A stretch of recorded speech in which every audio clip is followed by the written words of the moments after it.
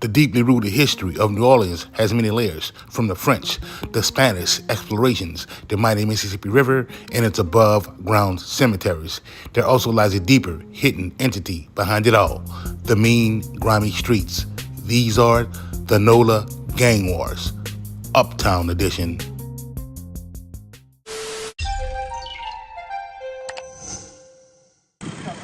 I'm Andy Cunningham outside the district attorney's office, where this morning a big announcement related to a multi-agency gang investigation that led to the indictments of 15 known gang members here in the city. The police chief says are responsible for at least 15 murders in New Orleans from 2008 until now, including Breonna Allen. We'll have much more on this story beginning at 4 o'clock on WDSU News. 10th Ward, New Orleans, is the site for America's first development into large-scale public housing, aka housing projects, historically famous for its garden district and surrounding areas. Minutes away from the 11th Ward, the 10th Ward will be the home of the notorious St. Thomas projects. The 10th and 11th Wards aren't just all glitz and glamour. They are also home to some of the most notorious street figures in New Orleans history.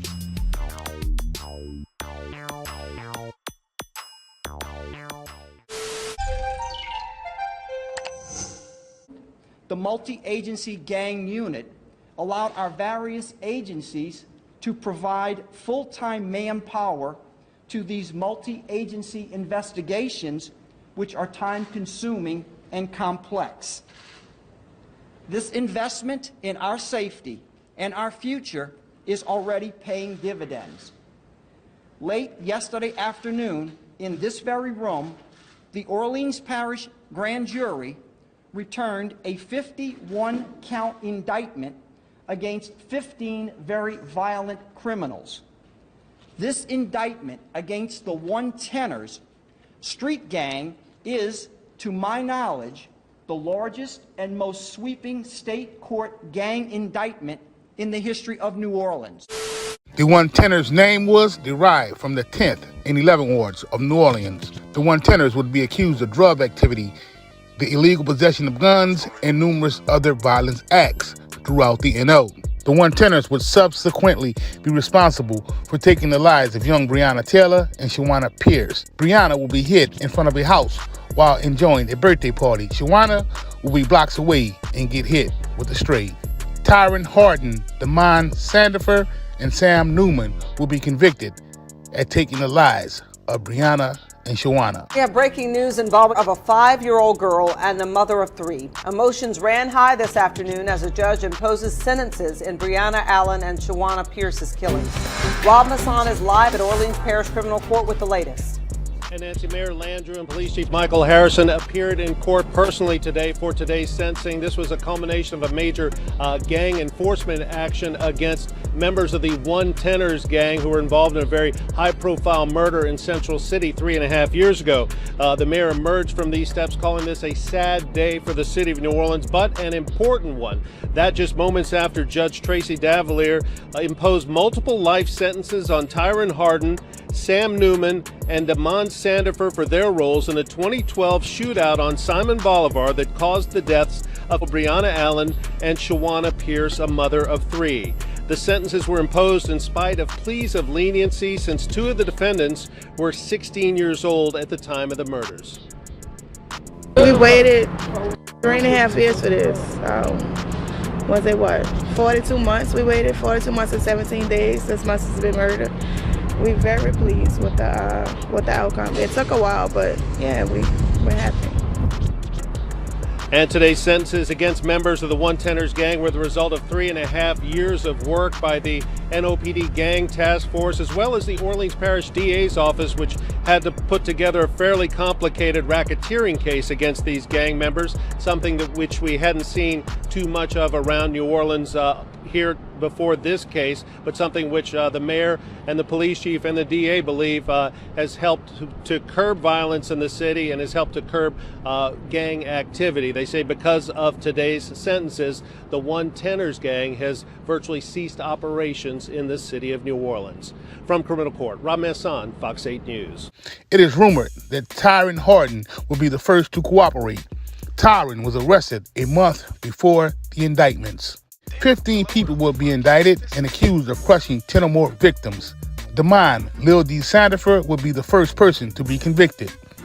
Lil D will be heard over a tapped conversation with his older brother Rico Max Newman, admitting to crimes that he had committed. Lil Rico would be identified as the leader of the One Tenors, as he was 23 years of age. Rico Newman would ultimately plead guilty to racketeering, 2 counts of conspiracy to commit murder, and manslaughter. The manslaughter charge would be for the smashing of Keith Berry in January of 2011. Stanton Nan Guillory, who was the getaway driver,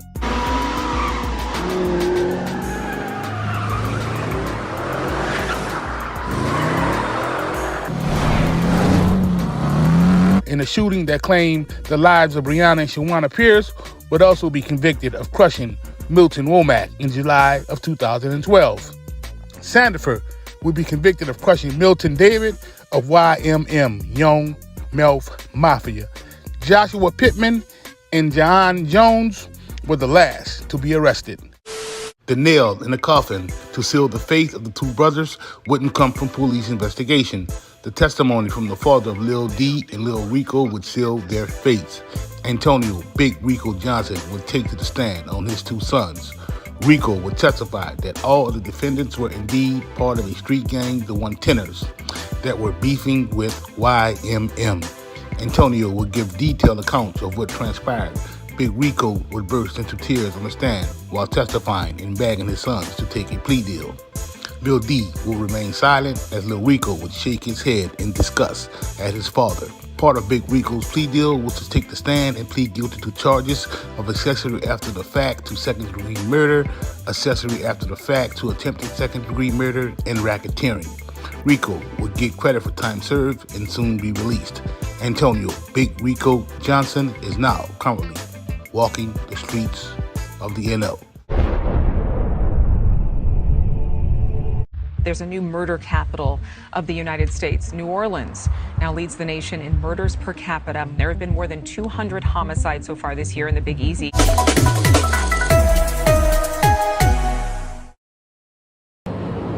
The jury began deliberating in this case on Friday and handed down a verdict around 2 o'clock this afternoon. Now, Telly Hankton was charged with nearly a dozen racketeering charges, and he was found guilty on 9 of those charges. A man once described as one of New Orleans' most dangerous criminals is now the center of a federal indictment. But the feds didn't stop with 36-year-old Telly Hankton. And it took the jury about 3.5 hours to deliberate, convicting Hankton 10-2. They're pointing the finger at Telly Hankton, a man who's been called the crime boss of New Orleans. New Orleans, the murder capital, is one of the most grimiest cities on the map, home to some of the most violent streets in America. These mean streets would birth one of the most feared men in the city, Wild Telly Hankton, a.k.a. Third.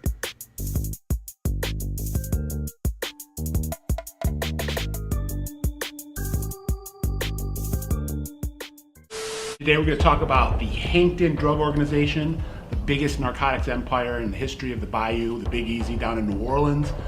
Just last week, the entire infrastructure of the organization was brought down in a giant racketeering and murder trial. In the early 90s, the Hanktons would be a force to be reckoned with in the mean streets of New Orleans. However, the real street beef wouldn't begin until the early 2000s, right before Hurricane Katrina. Telly's people, George Cup Hankton, was a certified stepper and a big dog in the city. It would be rumored that Cup had Holly Grove on lock. Contrary to popular belief, Cup wasn't the money man behind Cash Money Records. The Hankton boys were more of the muscle than the plug for Cash Money Records. It would be rumored that Third would have his Josephine neighborhood in a chokehold, bringing in multiple keys per week and selling nothing less than a quarter bird. Telly would rule his hood with an iron fist, not allowing any outside drugs to be sold. If you weren't copying from Wild, you couldn't push your product. Not everyone would agree with Telly's demands, as Brian Pluck Broussard would start pumping 11.5 heroin. That boy on the set. Heroin users describe the high as euphoric, a feeling like no other. But it doesn't last.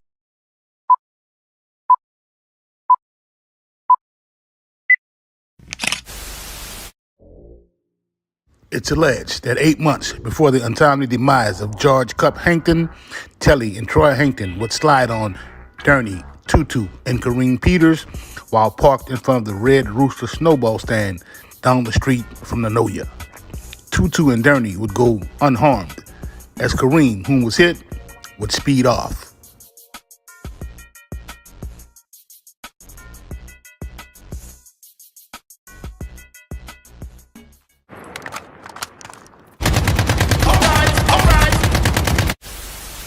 And you had a group of Hankton organization lieutenants led by a guy by the name of Brian Pluck Broussard.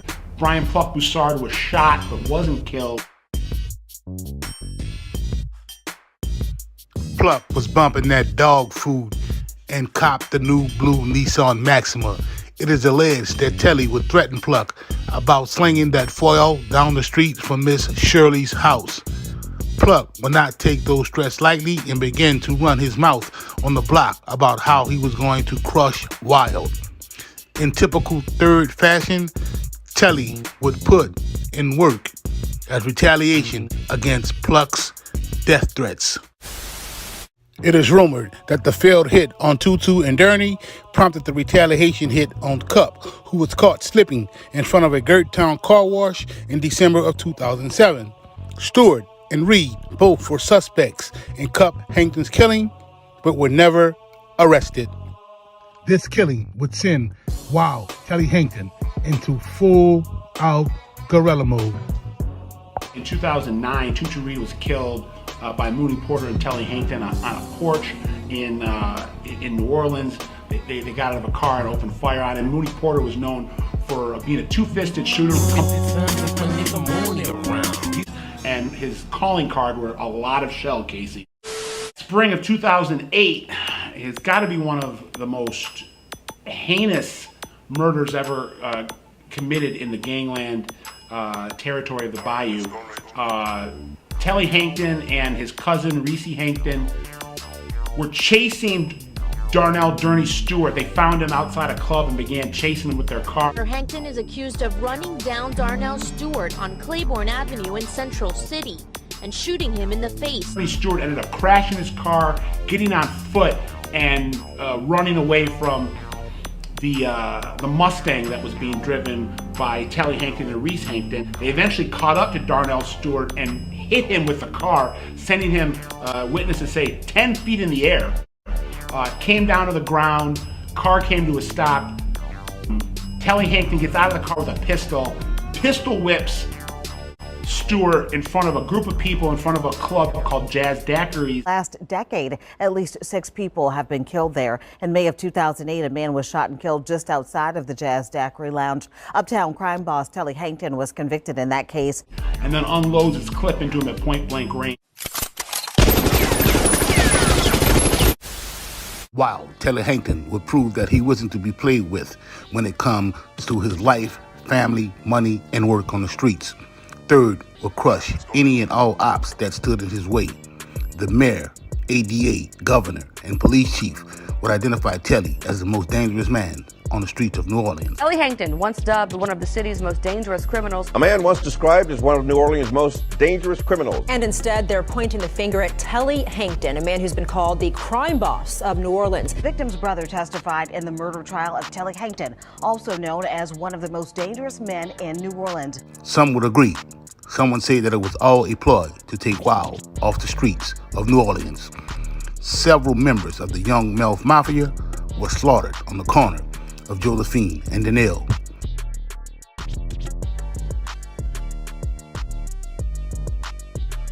This massacre would take the city by storm. Mike Anderson would be arrested for this heinous act, but later the charges would be dropped. After one of the city's most high-profile murders, federal investigators say police arrested the wrong guy.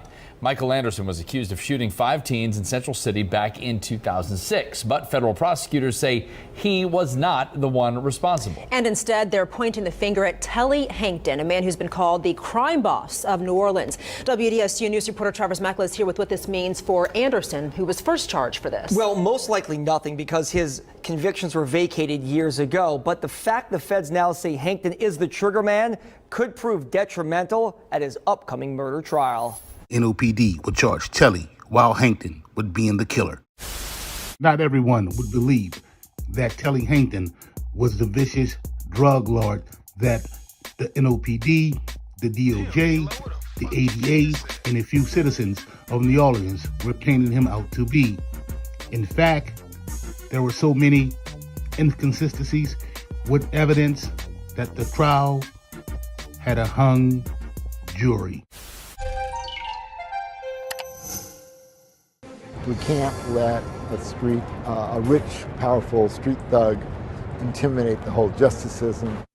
The district attorney's office will retry the man once called the most dangerous criminal in New Orleans, but experts say the case sets a bad precedent. The trial for Telly Hankton, the man once said to be part of a notorious crime family, ended in a hung jury, and a criminologist says this case could have a ripple effect on the criminal justice system. WDSU reporter Simney Chewin has tonight's big local story. Simney? Scott, experts worry that this hung jury could set a negative tone for any future convictions. This is a chilling outcome. After 2 days of testimony, a jury could not reach a verdict in the murder trial of Telly Hankton. Tulane criminologist Peter Scharf says this is not an average murder trial, considering the 35-year-old Hankton is also described as a powerful drug lord and hitman in Uptown New Orleans. He's a guy who shoots people in the face, runs you over and shoots you in the face. He's $1 million bail and has the best lawyer in the city. Prosecutors say he killed Darnell Stewart in May of 2008, chasing him down on South Claiborne and then shooting him several times, all as revenge for a cousin's death. The DA's office introduced surveillance video provided by a daiquiri shop that caught the gruesome murder on tape and an eyewitness who testified to the killing. But a defense witness provided Hankton an alibi, testifying she and Hankton were having drinks at the W Hotel at the time of the murder. This is Fear City. Fear got worse, is all you can say. And that this is a case you cannot lose. But in a city plagued with violent crime where witnesses are afraid to come forward, and in this case, the eyewitness even had to be escorted out of the judge's chambers after his testimony, Scharf worries this hung jury could implicate other cases. This is violence with a lot of resources, and you don't have to be a rocket scientist to know that there are risks. No one wants to be a dead hero in these kind of cases, and that's tragically a possibility in these kind of cases. Hankton is set to stand trial in September for the June 2009 killing of Jesse Reed, which prosecutors say was also a revenge killing. Hassan Williams, an eyewitness to that murder, was killed 2 weeks later. Police say the same gun was used in both deaths. Hankton was behind bars at the time. New Orleans, Louisiana, the city that is separated by wards, and every hood is basically 10 minutes apart.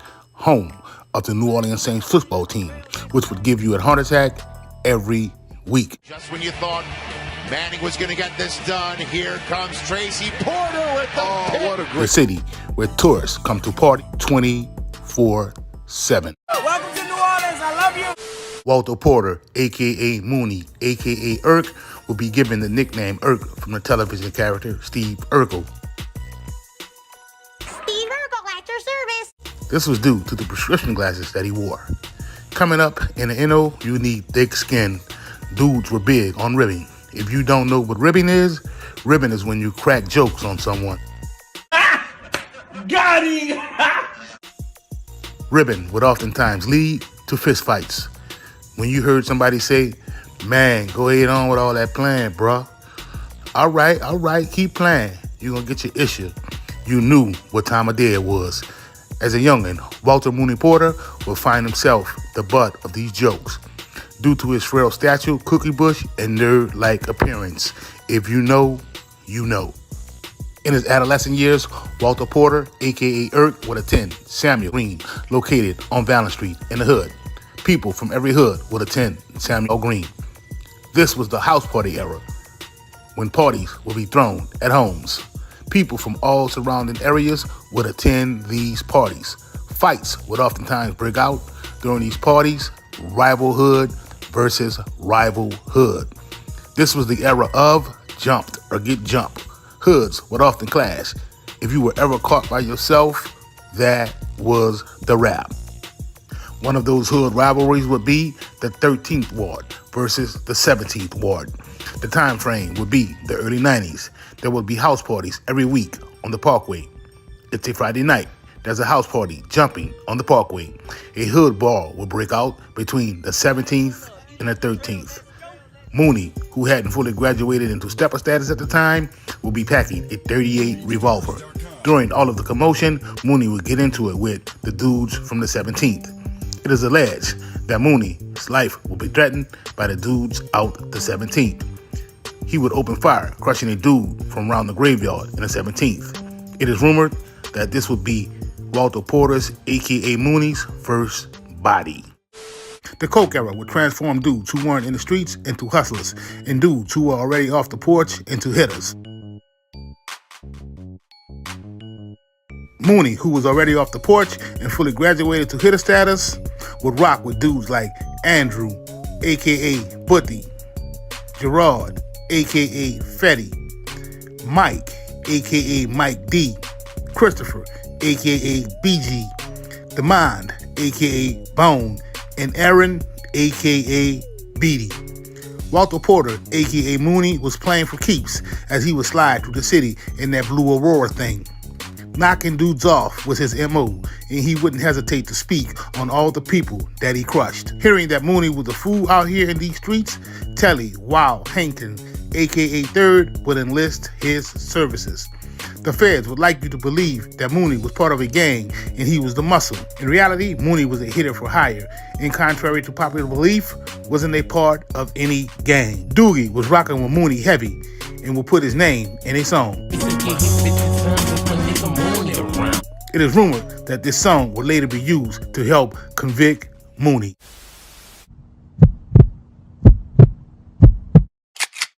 In October of 2012, the feds will return a 22-count superseding indictment on who they claim to be the Telly Hankton Central City Gang.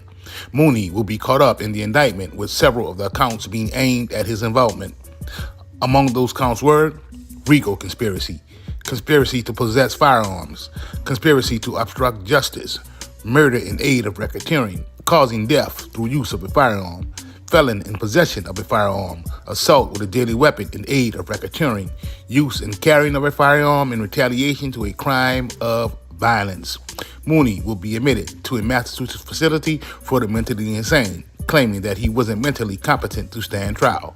He will later be expedited back to the NO to stand trial. In March of 2016, Mooney will be convicted for his involvement with taking the life of Christopher Tiger Smith in 2010. Nemesis Bates, aka Nemo, allegedly paid Mooney and Beatty 20 racks to crush Tiger. Tiger was found deceased in front of his door.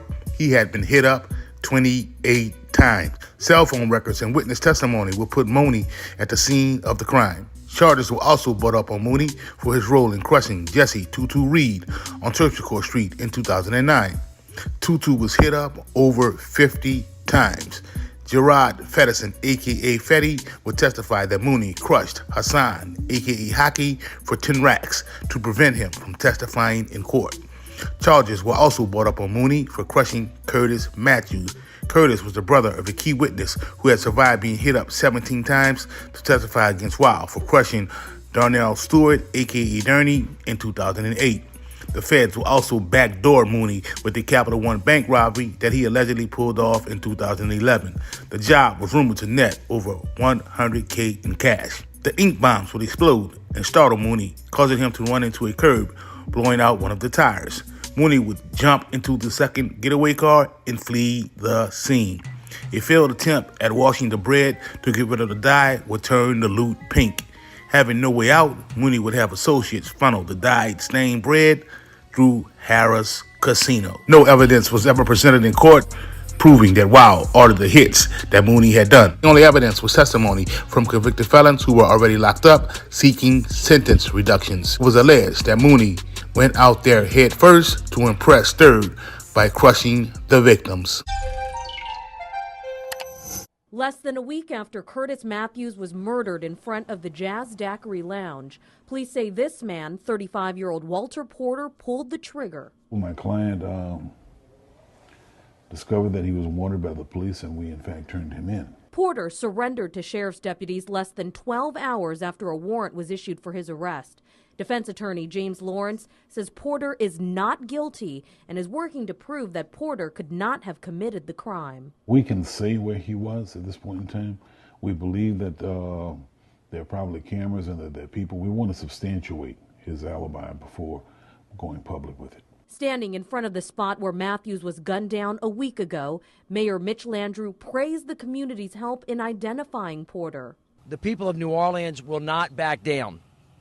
We will have justice on the streets of New Orleans. Police say Matthews was killed in retaliation for his brother's testimony against known criminal Telly Hankton, but Lawrence denies Porter has ties to the Hankton family. Not that we know of. My client says no. And I haven't heard anything from the police department or seen anything which would show that he had ties to the Hankton clan. And while NOPD Superintendent Ronald Surpass says Porter was identified through an outpouring of tips from the community, Lawrence suggests the hefty Crime Stoppers reward, which now stands at $25,000, had something to do with it. I know that a large reward was put out there. These are trying times. I would suspect that a lot of people would like to get their hands on some money. Police have not gone into detail as to what additional evidence they have against Porter. Porter's preliminary hearing is scheduled for November 3rd. Norman? Simony, thank you. Meanwhile, Walter Porter's bond is set at $1.5 million. Continue to see gun violence and homicides in New Orleans increasing the homicide rate. Yesterday, we told you New Orleans is on track to have the highest homicide rate in the nation. According to crime data analyst Jeff Asher, it is the first time that we have topped that list since 2011. Orleans police are investigating at least a dozen shootings, and so far no suspects have been named. Now, 12 of those shootings took place since the beginning of the holiday weekend, and those shootings claimed the lives of 6 people. Orleans police are investigating at least a dozen shootings, and so far no suspects have been named. Now, 12 of those shootings took place since the beginning of the holiday weekend, and those shootings claimed the lives of 6 people. The year is 2010, 5 years after Hurricane Katrina.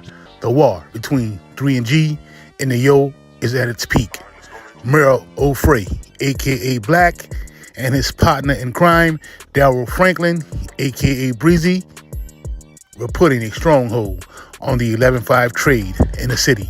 The only ops standing in their way would be from the Desire and the Calliope housing projects.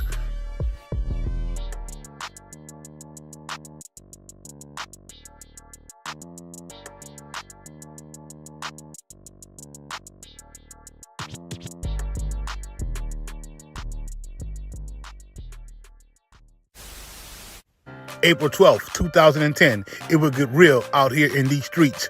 Breezy and his crew were posted up on Desire by the Wing Shack. One of them will spot known stepper Lloyd Curry, a.k.a. Slugger. Breezy and Slugger were cool before Slugger got locked up. It is rumored that Breezy went under on Slugger with a half a bird while Slugger was Josie. The relationship would never be the same. Spotting Slugger would put everyone on alert. It wouldn't be long before shots would ring out. Everyone was scattered. Breezy would leap from a porch and roll under a house. When the smoke cleared, Terrence Butler, a.k.a. Cheddar Black, and Derek Jones, a.k.a. Gucci Man, had both been crushed. Merle, Breezy, and Gregory Rabbit Stewart would jump in Merle's Audi and give chase. They would catch up with Quentin Gutter Broussard on Clear Street and crush him. It has been a violent night across southeast Louisiana. New this morning, we are tracking 2 separate murders breaking out just hours apart. The latest one took place near the St. Claude neighborhood on Cluett Street near North Galvez. Elton Fields, a.k.a. Bo, and Corey Lewis, a.k.a. Cole, would both jump a fence, and get away. Slugger would spin the bin once again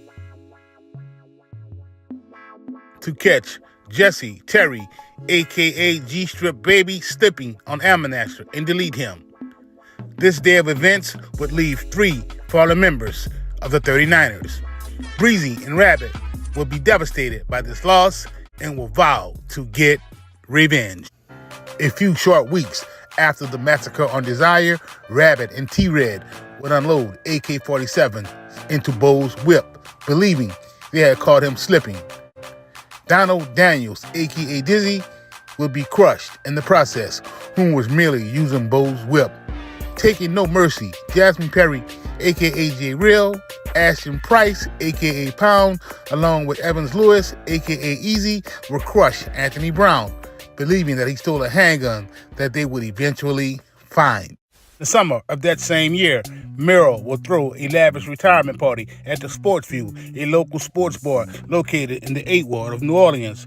Uptown and Downtown would attend. Nut the Kid would even show up to the huge event. In October of that same year, Merrill and Breezy would drop Bo's location. Rabbit and T-Red would pull up and crush him in the 7th Ward. Late January 2011, Calvin Celestine, a.k.a. Plucky, would be deleted. Rabbit would be the trigger man. It was rumored that Plucky was playing both ends against the middle, triggering the hit to be placed on him.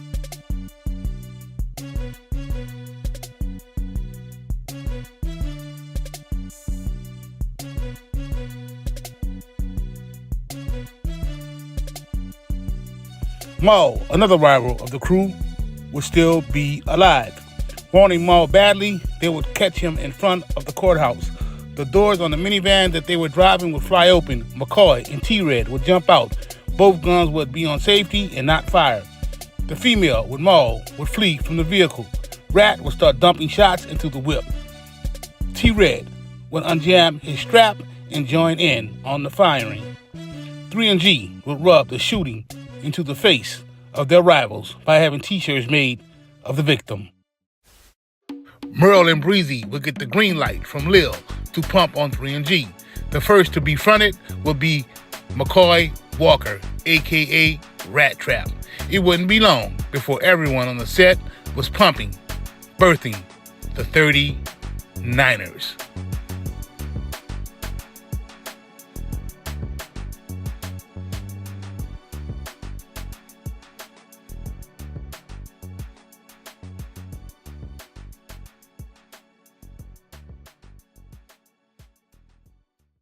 In April of 2011, Rabbit, AD, and Big Walsh would plot on the Calliope, wielding a .223. AD would open fire, per Rabbit's instructions, hitting Floyd Moore. Rabbit would then stand over Floyd and finish the job.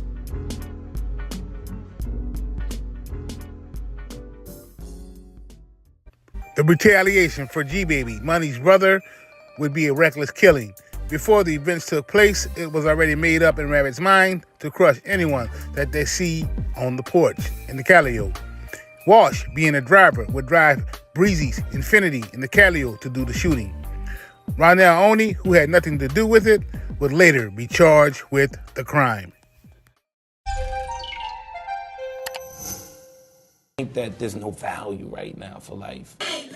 WDSU sources confirmed tonight that one of the victims of a double murder in broad daylight earlier today was indeed a popular local rapper. Fans are turning to the internet to mourn the loss of the second female rapper to sign on with Cash Money Records, a national label that began here in the Crescent City.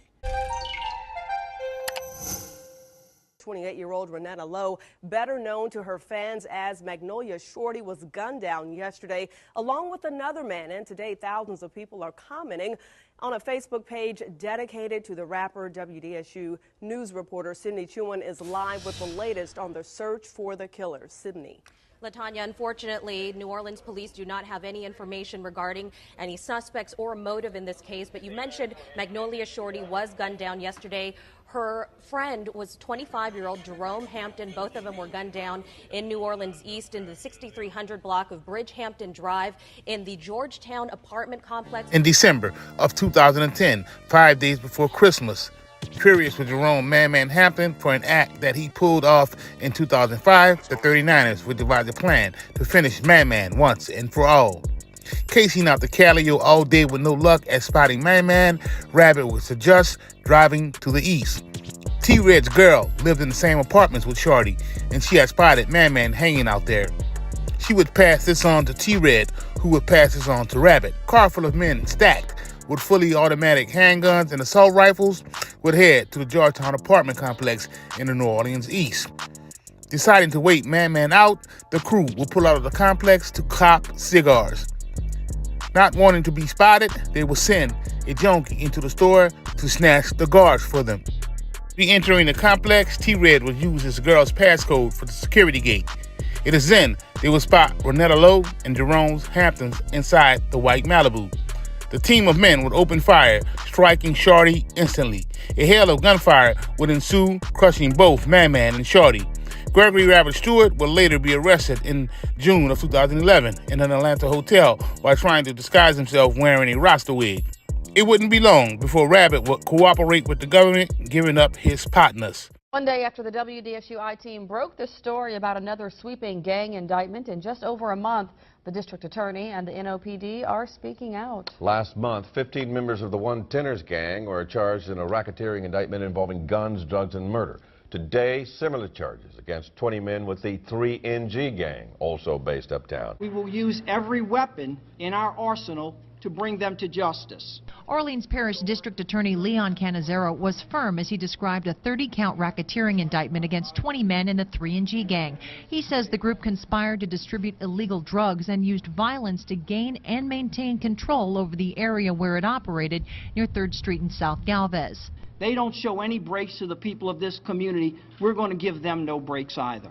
Authorities say the 3NG gang is responsible for at least 10 murders in the last 5 years. This indictment is the 4th indictment stemming from the multi-agency gang unit.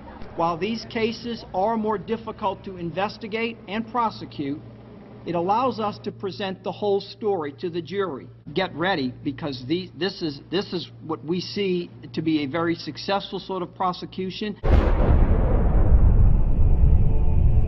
Unlike the kids of today coming up in the NO, the kids all played outside, playing games such as Cool Can, Googie, Pitch to the Line, Run, Catch, Get a Little Bit, and Stick 'em, where you keep the marbles that you shoot out of the circle.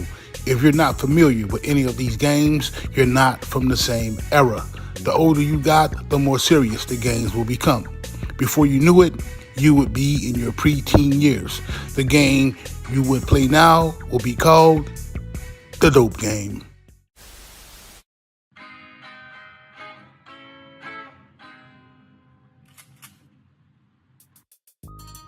Washington, Big Walsh McCaskill will start toting that iron between the ages of 11 and 12.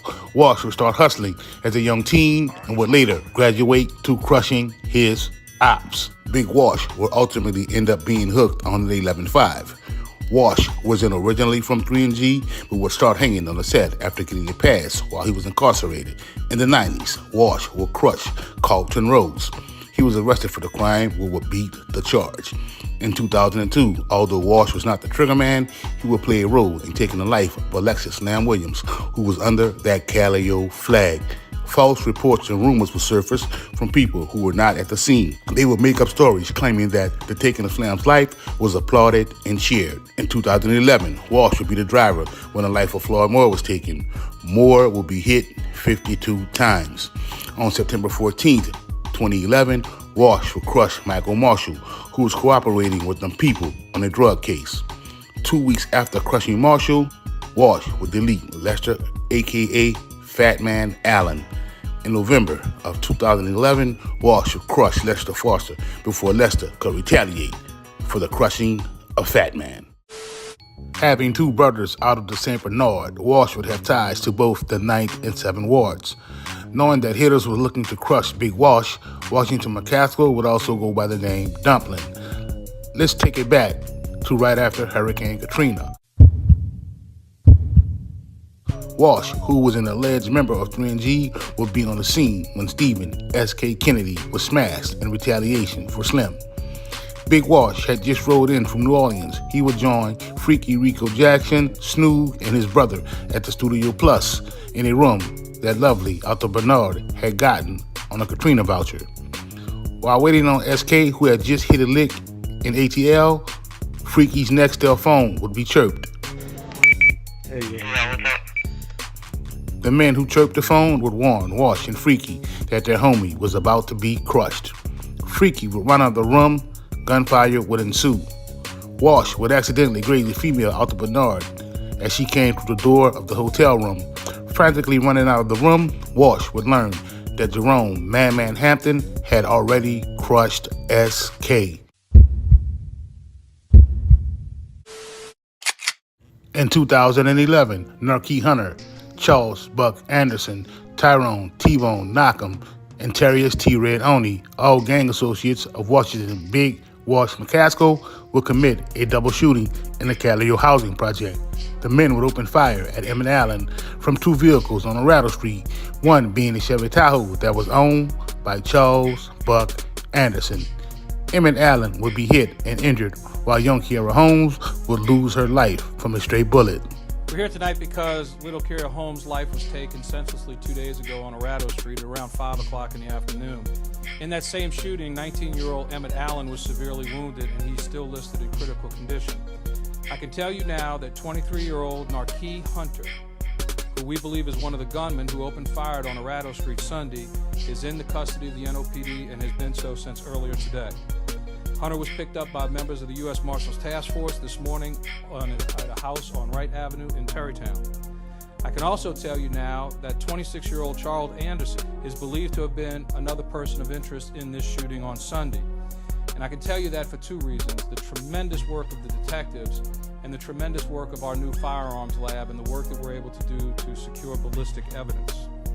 Finally, the NOPD is looking for 24-year-old Terrius Oney, who is a person of interest in the shooting from Arado Street and also has a separate warrant for his arrest for the aggravated assault committed the day before against Emmett Allen and Kareem Dahl. The license plate of Buck's Chevy Tahoe will be identified by witnesses and given to the NOPD. It wouldn't be long before Tyrone T-Bone Knockham will be charged and convicted of the crime. The show in the St. Roch neighborhood. This is a live look now at the scene. Police tell us the victim was found with an apparent gunshot wound. Again, this is near the same spot where police were investigating a triple shooting that left 2 people dead in Mid-City just last night. Of course, we'll continue to update you on that story. Obviously, the coroner van just pulling up in that area. In the NO, nicknames would often be given based on a physical attribute, material possessions, something you have done in the streets, or a childhood name that has stuck with you. Charles Buck Anderson will be known as Buck with the truck due to the Chevy Tahoe that he owned. It is this Chevy Tahoe that will cost Buck his life. The 3G gang, which gets its name from the streets 3rd and Galvez that they were pumping on, demanded respect. It was either roll with them or get rolled over. Identifying Buck as the weakest link and afraid that he would snitch, Big Walsh would murk him to get him out of the way.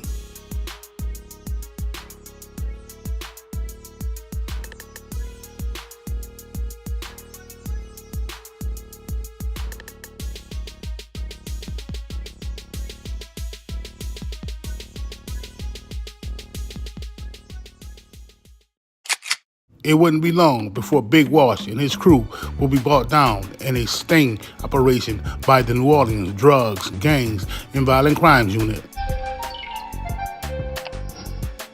One day after the WDSU I-Team broke the story about another sweeping gang indictment in just over a month, the district attorney and the NOPD are speaking out. Last month, 15 members of the One Tenors gang were charged in a racketeering indictment involving guns, drugs, and murder. Today, similar charges against 20 men with the 3NG gang, also based uptown. 2 men are still on the run, however, Kentrell Hickerson and Kevin Lynch. WDSU anchor Rachel Wolf tells us more about the DA's plans and what public defenders are saying about the case. We will use every weapon in our arsenal to bring them to justice. Orleans Parish District Attorney Leon Canizero was firm as he described a 30-count racketeering indictment against 20 men in the 3G gang. He says the group conspired to distribute illegal drugs and used violence to gain and maintain control over the area where it operated near 3rd Street in South Galvez. They don't show any breaks to the people of this community. We're going to give them no breaks either. Authorities say the 3G gang is responsible for at least 10 murders in the last 5 years, including little Kiara Holmes, killed during a drive-by just before her 2nd birthday in late 2011. Another baby killed at the ruthless, reckless, cowardly behavior of these gangs. 37 years old at the time, Washington Big Walsh McCaskill would look to get some time knocked off his 80-year sentence by confessing to being an enforcer as part of a violent street gang. As part of his deal with the government, Walsh would also testify at the Telly Hankton trial, the 3G trial, and the Cantrell Black Hickerson trial. Tonight about the man police said was the intended target of Saturday's mass shooting. Jeremiah Lee was connected to a New Orleans street gang. Lee's rap sheet shows a conviction for possession of marijuana in municipal court in 2009. But 3 subsequent felony cases were still pending when Lee was gunned down, an admitted member of the sprawling 3G gang, named for their connection to the neighborhood around 3rd and Galvez. Lee was scheduled to appear in court on August 15th in each of those 3 open cases, but whoever was gunning for him made sure he would not be around to answer to the charges. Jamal Smith, a.k.a. Maul, a.k.a. Sicko, born in 1988, was raised in Uptown, New Orleans. Maul was a beast out here in these streets, beefing with the Magnolia, the Fisher, and Gertown. His most notorious beef would be with 3G. This rivalry dates back as far as June 2006, when Arsenal and Markey, the brothers of Narkey Hunter, were crushed in what we now know today as the Central City Massacre. It is alleged that Maul will crush AP off of 3G, adding fuel to the flames that were already lit. In 2007, Arthur Dow, the older brother of Kareem Dow and Emmett Allen, will be deleted on 2nd and South Miro, allegedly at the hands of 3G. It is alleged that in 2011, Narkey Hunter, Terrius T. Red Oney, Tyrone T-Bone Knockham, and Charles Anderson would spin the bin on Emmett Allen, injuring him and taking the life of young Kiara Holmes. Emmett would be crept down on by 2 whips. Gunfire would erupt in the 3300 block of Rattle. The cars would speed off, leaving both victims. Tyrone Knockham would later be charged with the crime. We're here tonight because little Kiara Holmes' life was taken senselessly 2 days ago on Rattle Street at around 5 o'clock in the afternoon. In that same shooting, 19-year-old Emmett Allen was severely wounded and he's still listed in critical condition. I can tell you now that 23-year-old Narkey Hunter, who we believe is one of the gunmen who opened fire on Rattle Street Sunday, is in the custody of the NOPD and has been so since earlier today. Hunter was picked up by members of the U.S. Marshals Task Force this morning at a house on Wright Avenue in Terrytown. I can also tell you now that 26-year-old Charles Anderson, who was killed yesterday in the 2300 block of North Robertson, is believed to have been another person of interest in this shooting on Sunday.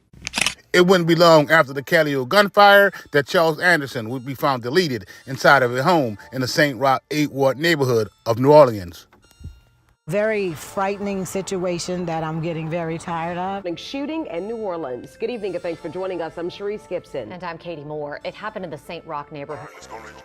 Paralyzed by crime. That's how people living in the St. Roch community say they feel about their neighborhood. We're following 2 breaking news stories this morning. The first is in New Orleans. One man is in the hospital after a shooting in the St. Roch neighborhood. It's also investigating a separate shooting that took place just hours earlier. NOPD says this incident happened in the St. Roch area. Then in the St. Roch neighborhood, police said someone shot another man. At 6:05, we're following some breaking news. A man is dead after being shot in the St. Roch area. With the game soaked up from his big homies on failure, Mo, by this time, had earned his stripes, and the whole city knew that he wasn't to be played with. In August of 2012, Kareem Dow will be hit up 20 times, losing his left leg. He would now be wheelchair bound. This would not be the last time that Kareem would be hit up. In 2016, he will be hit up 3 different times.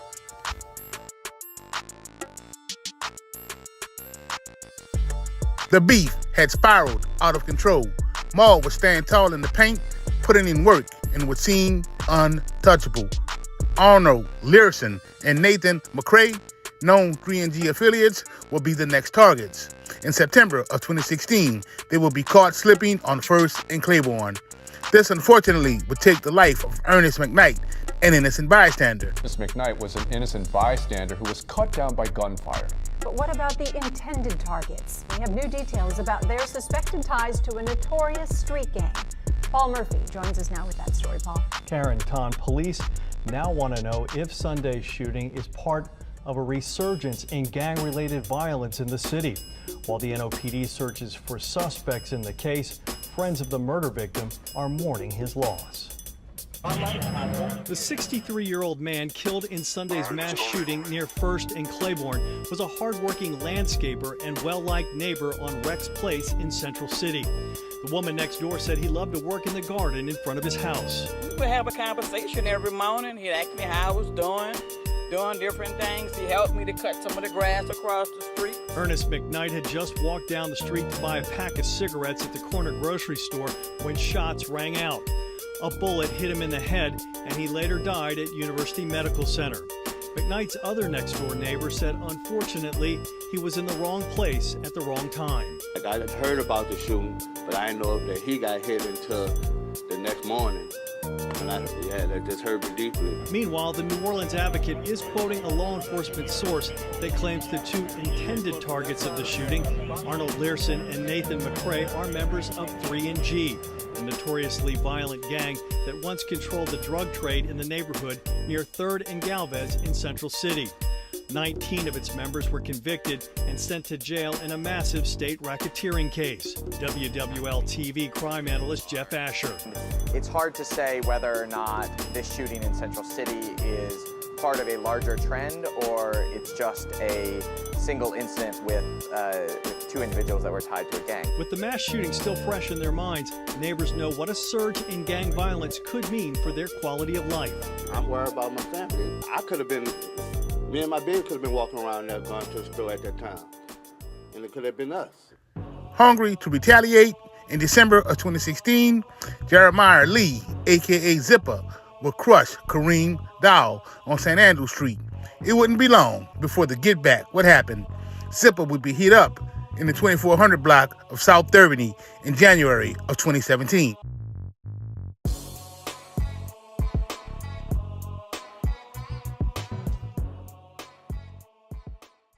Wanting Maul badly, they would catch him in front of the courthouse. The doors on the minivan that they were driving would fly open. McCoy and T-Red would jump out. Both guns would be on safety and not fire. The female with Maul would flee from the vehicle. Rat would start dumping shots into the whip. T-Red would unjam his strap and join in on the firing. 3NG would rub the shooting into the face of their rivals by having T-shirts made of the victim. To the surprise of the 39ers, Maul would survive this attack. It wouldn't be long after the attack that both 3NG and the 39ers would be indicted. One day after the WDSU team broke the story about another sweeping gang indictment in just over a month, the district attorney and the NOPD are speaking out. Last month, 15 members of the One Tenors gang were charged in a racketeering indictment involving guns, drugs, and murder. Today, similar charges against 20 men with the 3NG gang, also based uptown. 2 men are still on the run, however, Kentrell Hickerson and Kevin Lynch. WDSU anchor Rachel Wolf tells us more about the DA's plans and what public defenders are saying about the case. We will use every weapon in our arsenal to bring them to justice. Orleans Parish District Attorney Leon Canizero was firm as he described a 30-count racketeering indictment against 20 men in the 3NG gang. He says the group conspired to distribute illegal drugs and used violence to gain and maintain control over the area where it operated near 3rd Street and South Galvez. they don't show any breaks to the people of this community, we're going to give them no breaks either. Authorities say the 3G gang is responsible for at least 10 murders in the last 5 years. At the ruthless, reckless, cowardly behavior of these gangs, the people of New Orleans has said enough is enough. This indictment is the fourth indictment stemming from the multi-agency gang unit. While these cases are more difficult to investigate and prosecute, it allows us to present the whole story to the jury so that they can see the consequences of a pattern of activity rather than looking at a single crime. Getting these cases to court could prove complex, though, because defendants in each case will be tried together, and every defendant needs their own attorney. Get ready, because this is what we see to be a very successful sort of prosecution. On your side in Orleans Parish, Rachel Wolf, WDSU News.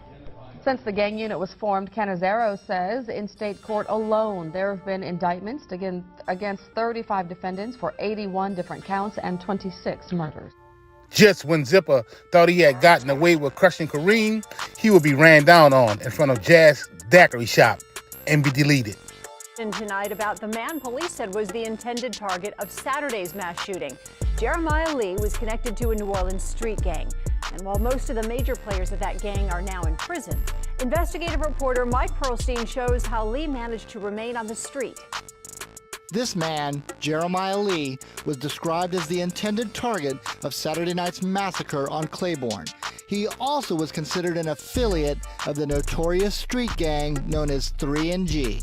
I think the fact that someone decided to shoot into a crowd of 10 people that injured 7 and killed 3 speaks to what the reality is regarding gang violence.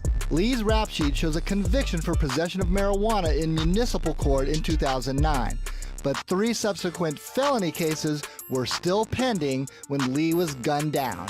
In the first of those arrests, in 2010, police say Lee was dealing cocaine with this man, Alfred Clay, an admitted member of the sprawling 3G gang, named for their connection to the neighborhood around 3rd and Galvez.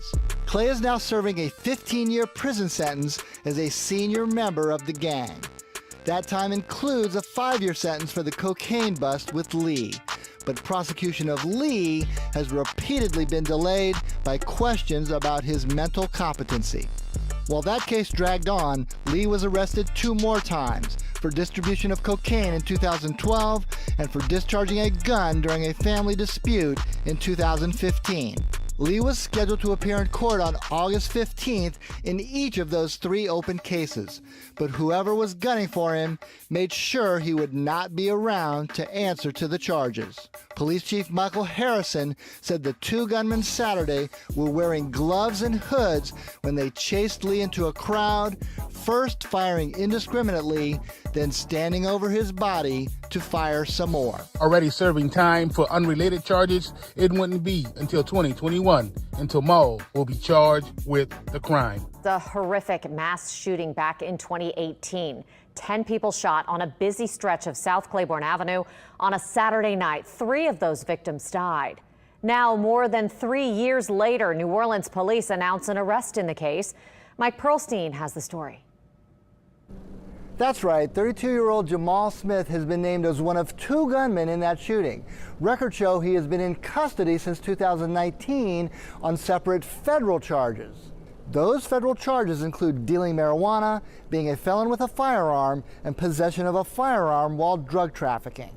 His rap sheet also shows prior convictions and prison time for earlier gun and drug convictions. Smith has now been named by the NOPD as a perpetrator in one of the most shocking mass shootings to take place in the city in the past decade. 3 people were killed that night, including the presumed target, 28-year-old Jeremiah Lee, and 2 innocent bystanders, 27-year-old Taisha Watkins and 38-year-old Kershaw Jackson. 7 others were wounded. Superintendent Sean Ferguson was not available for an interview today, but in a tweet he wrote, "The detectives in the homicide unit are to be commended for their diligence and determination in gathering evidence to charge this individual with this terrible crime. This is another example of how we don't stop until we bring individuals accused of violent acts to justice." Now, I did talk to police about the case, particularly whether they've identified a second suspect. They said that the case is very active and they would release more information as it becomes available.